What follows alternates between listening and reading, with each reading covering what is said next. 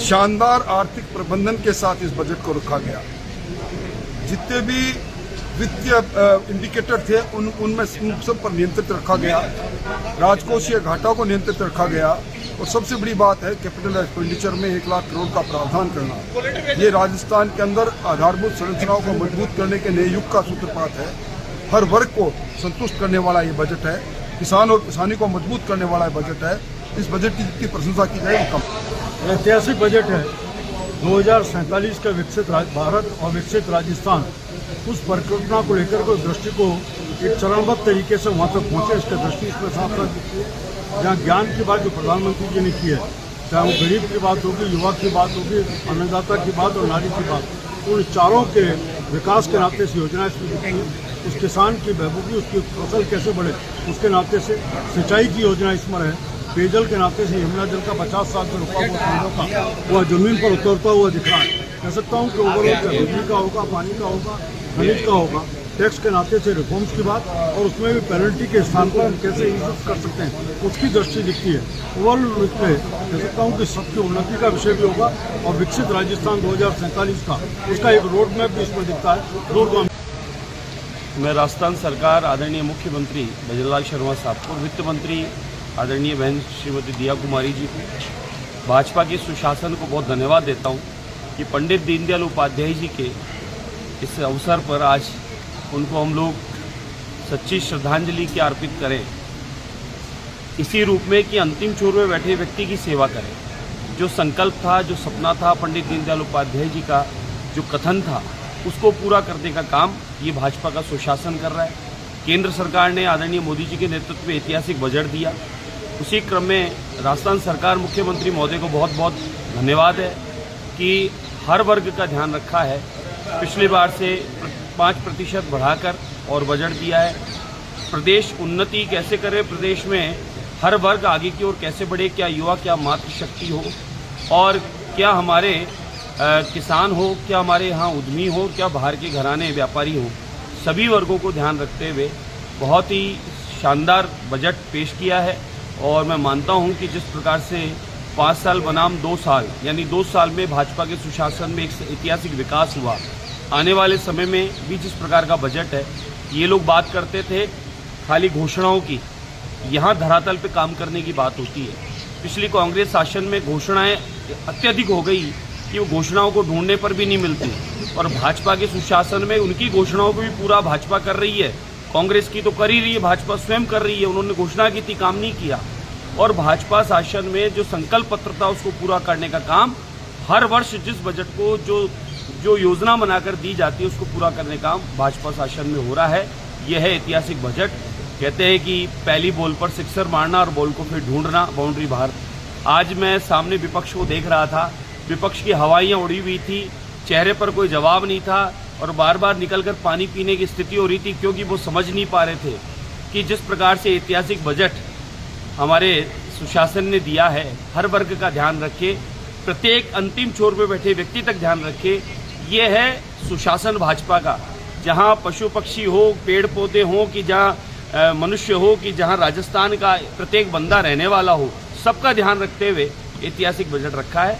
मैं बहुत बधाई, धन्यवाद देता हूँ, बहुत सारी शुभकामनाएं देता हूँ संपूर्ण राजस्थान की जनता की ओर से, और आदरणीय मुख्यमंत्री भजनलाल शर्मा साहब को विधानसभा ओमल की ओर से बधाई देता हूँ कि आपने प्रत्येक वर्ग का ध्यान रखते हुए, सामूहिक रूप से सर्वांग विकास को देखते हुए अच्छा बजट दिया है, जिससे हम लोग प्रदेश की और उन्नति और तरक्की करते हुए आगे बढ़े। प्रदेश के यशस्वी मुख्यमंत्री आदरणीय भजनलाल शर्मा जी का बहुत बहुत धन्यवाद करते हैं कि आज का ये ऐतिहासिक बजट रहा राजस्थान सरकार का, जिसको हमारी वित्त मंत्री और मुख्यमंत्री आदरणीय दिया कुमारी ने प्रस्तुत किया है। राजस्थान प्रदेश की जीडीपी को, इकोनॉमी को 4 ट्रिलियन से ऊपर पहुंचाने का लक्ष्य लेकर के हम लोगों ने जो वायदे किए हैं, जो बात करी है, निश्चित ही देश में राजस्थान अग्रणी प्रदेश के रूप में आने वाले समय में जाना जाएगा। 2047 की जो संकल्पना माननीय प्रधानमंत्री मोदी जी की है, उसको पूरा करने के लिए राजस्थान के प्रत्येक वर्ग के लिए ये जो बजट प्रस्तुत किया गया वास्तव में बहुत बेहतरीन है। और आने वाले समय में राजस्थान की 8 करोड़ जनता इस बजट से लाभान्वित होगी। मुख्यमंत्री के विशेष प्रयासों से राजस्थान में सभी वर्गों के लिए ध्यान रखते हुए एक लोक कल्याणकारी बजट प्रस्तुत किया गया है। मुझे उम्मीद है कि कांग्रेस के सिवा और विपक्ष के सिवा पूरा राजस्थान आज इस बजट की सराहना कर रहा है और विकसित राजस्थान की जो हमारी संकल्पना है उसको पूरा करने में ये बजट बहुत महत्वपूर्ण साबित होगा। उन्हें माननीय मुख्यमंत्री महोदय का बहुत बहुत आज हमारी वित्त मंत्री दिया कुमारी जी ने बजट पेश किया राजस्थान का 2026-27 का। और शानदार और जानदार बजट है और सभी लोगों के लिए कहीं न कहीं कोई घोषणाएं हुई है। करों में भी कमी की है और जनजातीय क्षेत्र में बहुत बड़ी लंबे समय से मांग थी कि कई वर्षों से 91 के जमीन के कब्जे थे, वो नियमित नहीं हो रहे थे, पटवारी परेशान करते थे, ऑटो परेशान करते थे और उनको पहली बार भैरू सिंह जी ने रेगुलराइज किया था, उसके बाद वसुंधरा जी ने 2006 में किया था और अभी बजट में ये घोषणा हुई है अब किसानों के जो 91 के कब्जे हैं वो रेगुलराइज होंगे। ये बहुत बड़ी उपलब्धि है हमारे जनजाति। आज राजस्थान सरकार माननीय मुख्यमंत्री जी के नेतृत्व में तीसरा बजट हमारी वित्त मंत्री दिया कुमारी जी द्वारा रखा गया है और निश्चित रूप से मैं ये कह सकती हूँ कि यह बजट हमारे युवाओं को और महिलाओं को आत्मनिर्भर बनाने की दिशा में बहुत कारगर साबित होगा। जिस तरह से नई स्कीम्स, नई योजनाएं लाई गई हैं, हमारे उद्यमी युवाओं को बहुत सारी रियायतें दी गई हैं इस बजट में, है ना। और पहली बार ऐसा हुआ है कि हमने 200 से अधिक उद्यमियों को आवंटन किया है प्लॉटों का, ऐसा दिया जी का वित्त भाषण में उल्लेख है। शिक्षा के क्षेत्र में कहें या पेयजल के क्षेत्र में कहें, सिंचाई के क्षेत्र में कहें या कृषि के क्षेत्र में कहें, हमारी सब्सिडीज को बढ़ाया गया है और डीबीटी के माध्यम से पैसा सीधा लोगों के अकाउंट में ट्रांसफर हो, ये व्यवस्था की गई है। हमारी जो दात्री महिलाएं हैं, है ना, उनको प्रेगनेंसी के समय में जो सरकार सहायता देती है वो सहायता डीबीटी के माध्यम से दी जाएगी। तो पूरी पारदर्शिता के साथ में ट्रांसपेरेंट सरकार कैसे काम करती है, ये उदाहरण इस बजट से साबित होता है। तो मैं इतना ही कहूँगी कि ये बजट राजस्थान के विकास में एक दिशा तय करने वाला बजट है और राजस्थान को बहुत अच्छे से इंफ्रास्ट्रक्चर के साथ में एक विकसित प्रदेश बनाने में अपनी बहुत बड़ी भूमिका ये निभाने वाला है। अब जनता भी नाउम्मीद हो चुकी है कि बार बार घोषणाएं होती हैं, लोग उम्मीद बांध कर रखते हैं और बजट के दिन वो सारी उम्मीद धराशायी हो जाती है। इस बजट से ना तो किसान को कुछ मिलने वाला है, ना नौजवान को, और महंगाई कम करने की बात करी। मुझे आश्चर्य है कि आज सरकार ने कहा कि हमारा वित्तीय प्रबंधन बहुत अच्छा है, आपका फिस्कल डेफिसिट बढ़ रहा है, आपका लोन बढ़ रहा है और 35-40 हज़ार करोड़ रुपये आपको और लेना पड़ेगा। तो इंजन डबल है, आपकी सरकार केंद्र में है और जहाँ प्रधानमंत्री बोलते हैं कि मैं प्रधान सेवक हूँ देश का, यहाँ बात राजा प्रजा की हो रही है। तो ये बड़ा अजीब तरह का मुझे बजट लगा। मुझे लगा नहीं कि यहाँ पर जनता की आवाज़ को सुना गया। यहाँ तक कि जो सत्ताधारी दल के प्रतिनिधि हैं उनकी भी बहुत सारी मांगे होंगी, उन पर कोई ध्यान दिया नहीं गया। मुझे बहुत ज़्यादा उम्मीद ना पहले ही नहीं थी, लेकिन आज भाषण सुनने के बाद मुझे लगा कि सरकार ने सिर्फ खाना पूर्ति करी है, लंबा भाषण पढ़ दिया, लेकिन ऑन द ग्राउंड धरातल पर इनमें से कोई स्कीम कारगर साबित नहीं होंगी। और जो लोग आज परेशान हैं, जो किसान, कृषक, नौजवान, हमारी गृहिणी, महिलाएं, मध्यम वर्ग है, उनको कोई राहत सरकार ने दी नहीं है। राहुल गांधी संसद में बोल रहे हैं, उन्होंने कहा बराबर की डील करती अगर कांग्रेस होती तो ये जिस तरीके की राहुल गांधी बिल्कुल सच कह रहे हैं। अमेरिका के साथ हमने परमाणु करार किया था, अपनी शर्तों पर किया था और दुनिया ने हमारा उस टाइम वर्चस्व देखा था। ये जो डील हो रही है ये तो दबाव में हो रही है। कौन सा देश, अमेरिका कैसे हिंदुस्तान को बोल सकता है कि आप रूस का तेल नहीं खरीदेंगे, आप हमसे $5 बिलियन का सामान खरीदेंगे? ये तो हम पे थोपा जा रहा है ना। विदेश नीति को प्रभावित किया है अमेरिका के राष्ट्रपति ने और मुझे कहते हुए खेद है कि हमारे जो पशुपालक हैं, जो हमारे किसान वर्ग हैं, उनको बहुत नुकसान होने वाले आने वाले समय के अंदर। तो हमारे किसानों का, पशुपालकों के हितों को उन्होंने दरकिनार कर एग्रीमेंट किया है और डिटेल्स नहीं बता रहे हैं। बार बार अमेरिका की तरफ से ये घोषणा हो रही है कि हमने ये भी मांग लिया, हमने ये भी मान लिया। और भारत सरकार ने क्या उपलब्धि करी है? पहले हमारा टैरिफ 3, 4, 5% था, उसको 50 कर दिया, अब बढ़ा के 18 कर दिया और अमेरिका का टैरिफ हमने 0 कर लिया है। जो टैरिफ और नॉन टैरिफ बैरियर से 0 करने की बात अमेरिका ने कही है। तो जब सस्ता इंपोर्ट आएगा तो यहाँ के जो मैन्युफैक्चरर्स हैं, यहाँ के किसान भारतवर्ष के हैं, उनका क्या होगा? खासकर सोयाबीन के और कॉर्न के जो हमारे किसान हैं, उनको बहुत नुकसान होने वाला है। ये ट्रेड डील जो है दबाव में की गई है। और राहुल गांधी जी जो बोलते हैं, मैं समझता हूँ वो हमारे देश के हितों की बात को रखते हैं। उनको सदन में बोलने नहीं दिया गया था, वो बहुत दुर्भाग्यपूर्ण इंसिडेंट था।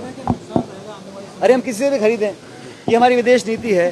जहाँ हमको लाभ होगा, जहाँ हमको अपने स्ट्रेटेजिक इंटरेस्ट दिखेंगे, हमेशा से भारत करता। पहले भी गैर कांग्रेस सरकारें थीं, देवेगौड़ा जी थे, वाजपेयी जी थे, लेकिन इस सरकार ने जानबूझ के भारत की विदेश नीति, भारत के स्ट्रेटेजिक अफेयर्स, भारत के एनर्जी नीड्स को कॉम्प्रोमाइज़ किया है। और मैं नहीं समझता हूँ कि दुनिया का कोई मुल्क भारत को बोल सकता है कि आप यहाँ से तेल लीजिए, नहीं लीजिए। हम ईरान से लें, सऊदी अरेबिया से लें, रूस से लें, वेनेजुएला से लें, हमें कहा गया है कि आप रूस से नहीं लेंगे और वेनेजुएला से लेंगे, चाहे हमें ज़रूरत हो या ना हो। और ये जो इस तरह की विदेश नीति से कॉम्प्रोमाइज़ किया गया है, ये मैं समझता हूँ उसके बहुत दूरगामी प्रभाव पड़ने वाले हैं। फ्रैंकलिन का जो कोट यहाँ पे पढ़ा था कि growth and progress such word as empowerment, achievement and success have no meaning, यानी निरंतर विकास और प्रगति के बिना सुधार, उपलब्धियां और सफलता जैसे शब्दों का कोई अर्थ नहीं है।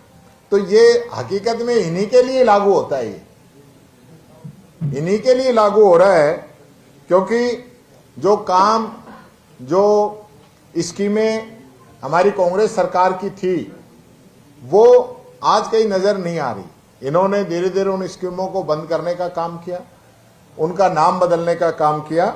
ये बात मैं कहना चाहूंगा, सिर्फ शब्दों से काम नहीं चलता, काम करके भी दिखाना होता है। इन्होंने पुराने मुख्यमंत्री जी पे जादू का पिटारे की भी बात कही।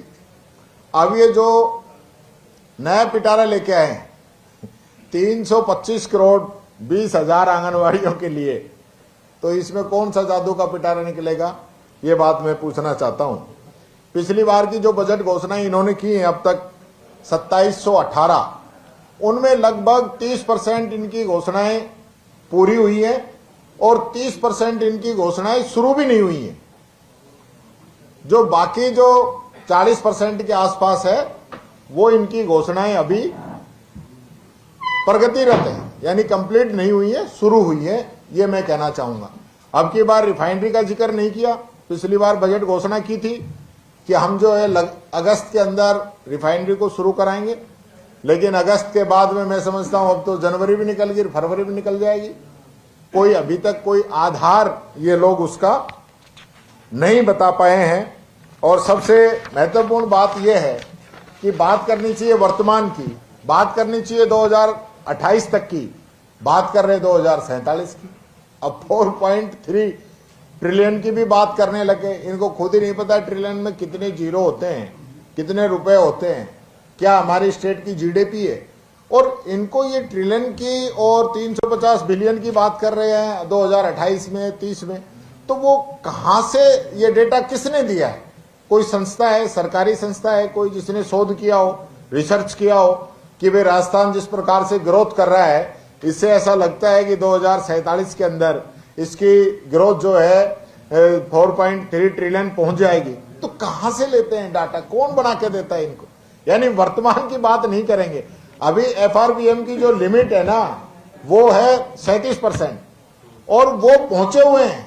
आज जो डेटा प्रस्तुत किया है वो कह रहे हैं 36.8, वो इससे ऊपर ही जाएगी, कम रहने वाली नहीं है।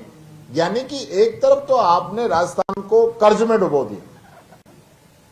आज तक का ऐतिहासिक जो है कर्जा पिछले इन 3 वर्षों के अंदर, जब से आज ये तीसरा बजट इन्होंने पढ़ा है, हर बजट के अंदर इतना कर्जा तो हमने 50 साल में नहीं लिया होगा जितना तो इन्होंने एक बार में ले दिया।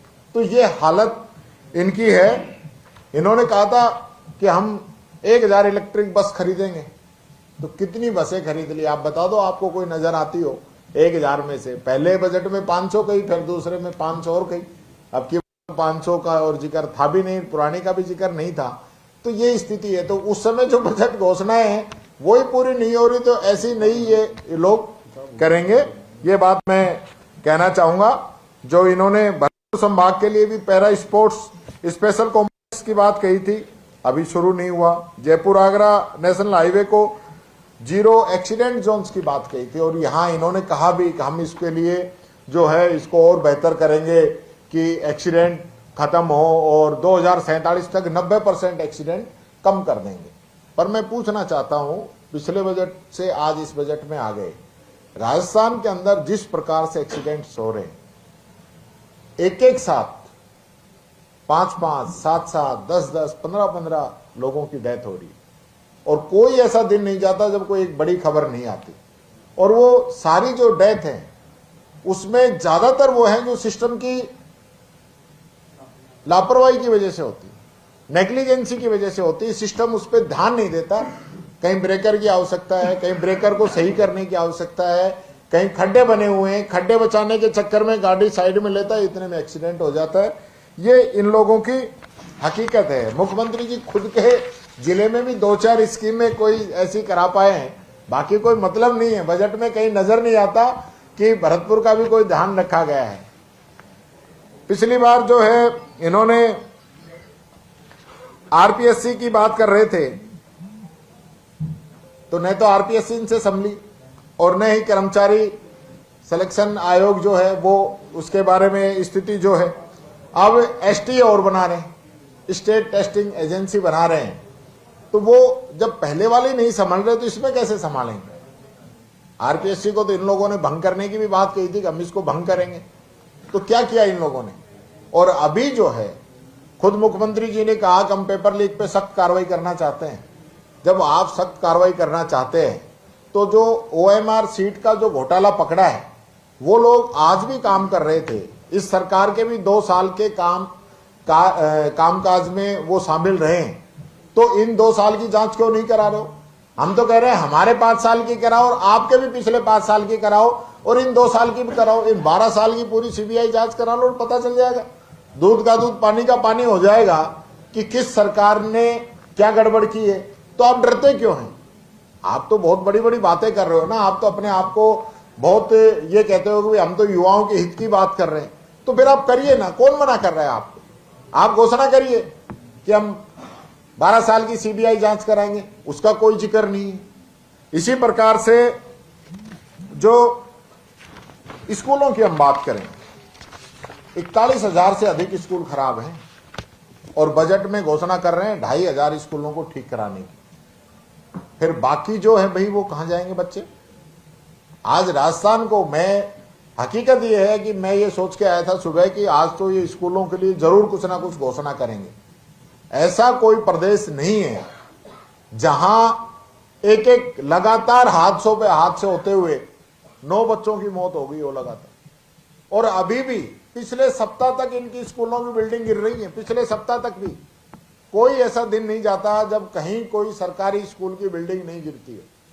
तो आपने उनके लिए क्या किया इस बजट के अंदर, 550 करोड़ रुपए। तो 550 करोड़ में राजस्थान के स्कूल ठीक हो जाएंगे, कोई मतलब नहीं है। न शिक्षा पे कोई ध्यान है। चिकित्सा की हालत यह है कि जो हमने चिरंजीवी बीमा योजना शुरू की, ऐतिहासिक काम है, आज उस योजना का भुगतान रोक रोक के लगभग जो है हॉस्पिटल इससे निकल गए हैं। और मुख्यमंत्री जी बयान देते घूम रहे हैं च्यवनप्राश खा गए, 75 डब्बे दे दिए।